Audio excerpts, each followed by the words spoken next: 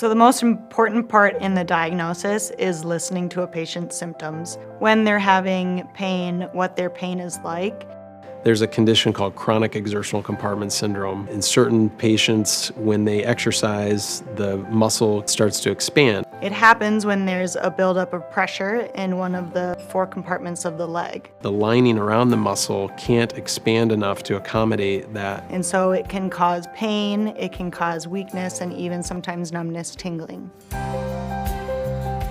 Because of the multidisciplinary program we have here at Mayo Clinic, we are able to attract patients from all over for evaluation of what we call exertional leg pain.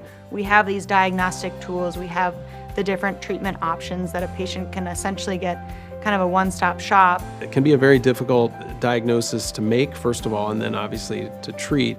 Kind of gold standard that we have is actually measuring the pressure in each of the compartments of the leg. What we've been able to do with ultrasound first is to be able to map out safe areas to introduce the needles, all but eliminated nerve injuries, injuries to blood vessels. Non-operative treatment options usually start with physical therapy, so they can look at your running mechanics, your gait mechanics. Beyond that, the treatment really, traditionally involves a surgery.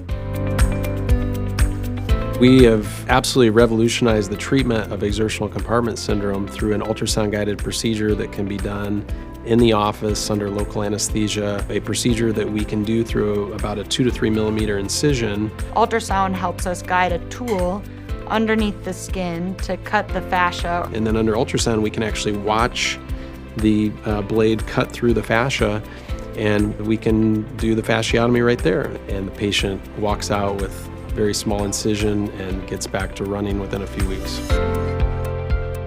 A patient that we treated, she was a high school runner, been unable to run further than a mile, and actually was kind of at the point where she was going to have to quit track. They flew out here, they were with us for a couple days to complete the whole evaluation, and then on the last day we did the procedure, and I just received this great picture. She actually set the record in the 2-mile run. They were just absolutely ecstatic.